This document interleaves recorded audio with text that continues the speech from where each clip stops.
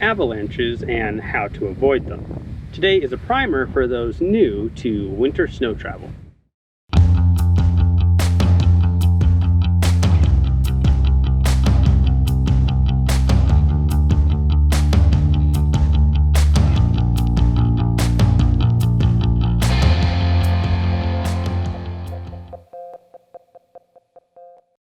Hi there, I'm Jason. We're getting near to the end of our series called Cold, which we are making to help people who are new to getting into the backcountry in the winter months. This is our fourth of what will be 5 episodes. And today we're talking about avalanches. I'm not in the habit of starting videos with a disclaimer, but this one is different. Avalanches are serious. When I consider hazards in the mountains, and particularly where I live in Colorado, I put avalanches up there with lightning in terms of their demonstration of the unfeeling character of nature when it comes to our excursions. So I haven't been that close to many gnarly avalanches. I've been around 4, but none of them on my particular path. Because of that, I'm not planning on, and indeed can't, show you a bunch of avalanche footage. But that's the point, right? Don't get caught in an avalanche. You will, however, see additional resources and get a feel for what is out there to help you stay safe on snow. See, there's an entire academic and professional discipline dedicated to studying the science of snow, along with the accidents that involve avalanches. And if I could call out a theme for our ever-improving understanding of avalanche danger, it would be that the more we learn, the more we simultaneously realize how much more there is to figure out. So by way of not burying the headline here, I would treat this video as a foundation. It hopefully will expose you to some concepts and resources, but should not be taken as an endpoint of your education. To that end, and depending on where you live, I would recommend that any of you who want to learn more look up any of the organizations I list in the description and do so based on your location. Avalanche education is fairly distributed because A, it's important to have the education out there, not funneled through a single resource that could create a backlog in disseminating the information or in training individuals. And B, snow conditions at the local level can vary from place to place, making the impact on avalanche risk fairly localized too. Most of the research and governing bodies have distributed the courses you can take through guides, guide services, and certified trainers. Please do go learn more. I found the courses I have taken to be very engaging, unflinchingly honest, and as valuable to me in the snow as my parka and gloves. But as far as foundational knowledge goes, we can begin with what it takes to make an avalanche: unstable snow, a slope, and a trigger.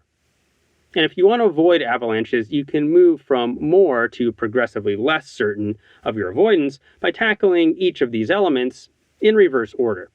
So first, a trigger. A trigger can be a natural event like new snow adding weight to an unstable layer that eventually gets weighty enough to form a slide. Or it can come from a being, like an animal. Or it could come from us. Well, while you can't eliminate all triggers, you can easily eliminate the ones that you care most about, you or your family or your friends being there. That eliminates the human trigger. But by definition, if you aren't out there, you aren't enjoying the winter in that snow either.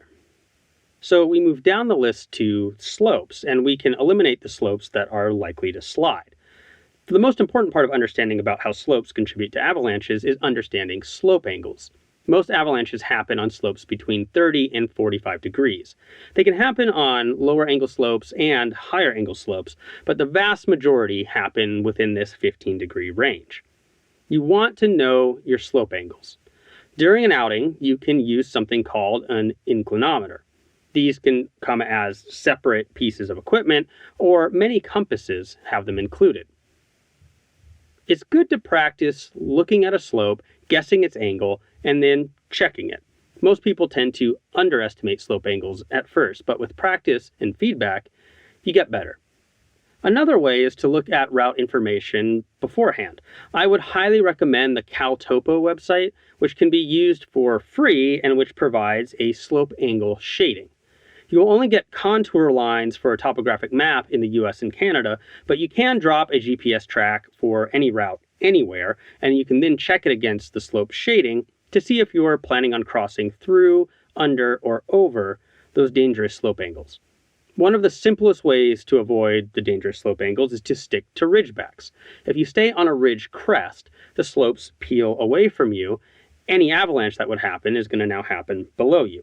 The path to gain the ridge then becomes the only potential avalanche terrain. But just like I talked about in my video on Class 3 and Class 4 scrambling, you need to be aware not only of the terrain you're on, but also the terrain above you and below you. You can trigger an avalanche from below the slope, but also natural triggers above you can send things down onto you. And for that same reason, you don't want to trigger a slide that can impact anyone that's below you. And be mindful of routes that cross below any potential slide path. All right, well then let's just keep our space, keep an eye out. We'll do what we call watch me climbing. So you call out activity if you see anything. Other terrain considerations include if you are above tree line, where exposure to weather creates substantial wind loading and substantial temperature swings, or if you're amongst the trees, which can help create anchors for the snow to stay connected. But that doesn't mean that no avalanches can happen in tree line. Which brings us to unstable snow. Unstable snow means the layering of strong and weak or faceted layers. When an avalanche happens, it's the weak layer that's the cause, and different types of layering between weak and strong layers can mean different types of avalanches. The most deadly of these types, and to be clear, all avalanches can be deadly in the right circumstances, are slab avalanches. This is when a strong layer rides down the slope over a weak layer, like a plank on ball bearings. Unstable snow can be difficult to assess, and so it's the hardest to avoid. There are lots of techniques from observational to downright scientific, but these are the types of things more formal avalanche education is better positioned to teach. A typical introductory in-person avalanche course can take 3 days, so there's a lot to get into. What you need to know at the outset is that unstable snow is created from pronounced changes in weather that causes pronounced changes in the snowpack. Snow becomes unstable when strong wind moves it from one place to another. Snow becomes unstable with new precipitation like rain or hail or heavy snow. And snow becomes unstable with big swings in temperature.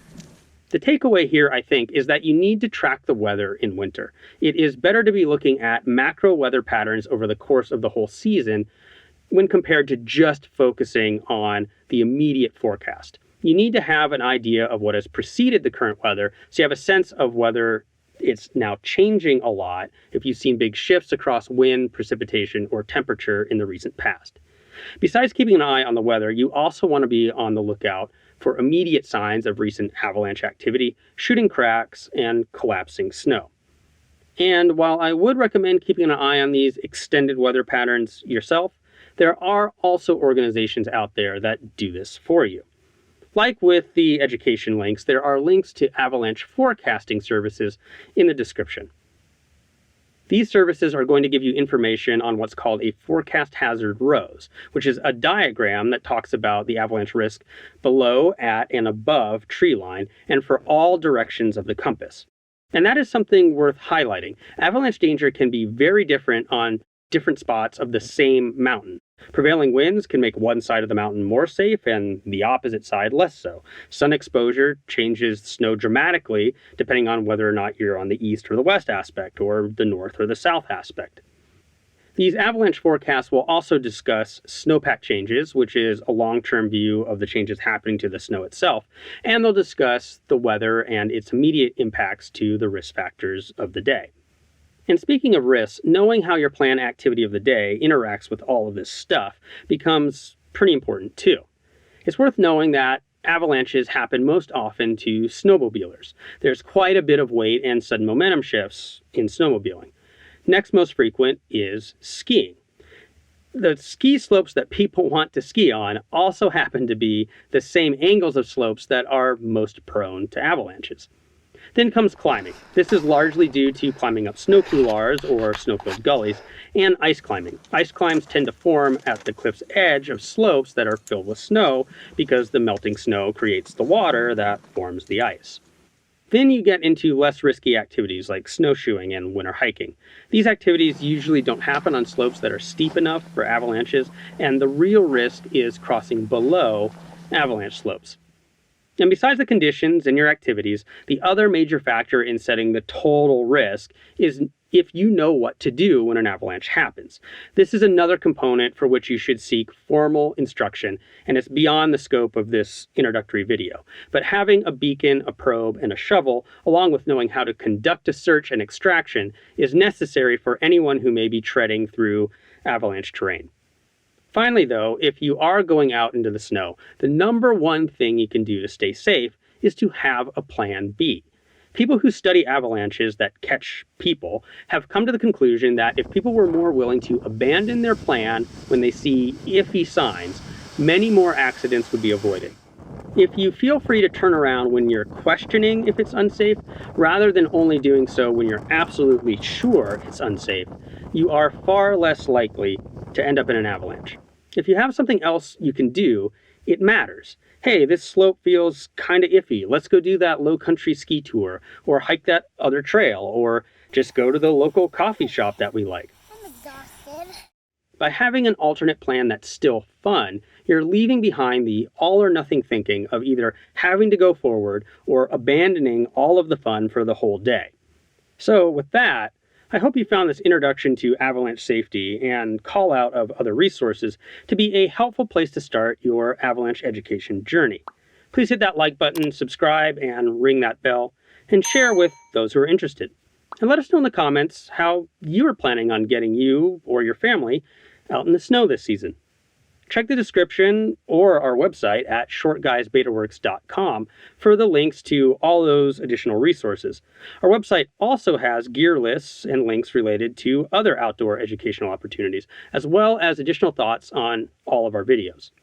We'll wrap up this cold series next week when we're talking about keeping morale high, which is important for everyone, but especially challenging with kids. Until then, keep on getting more out of that big outside.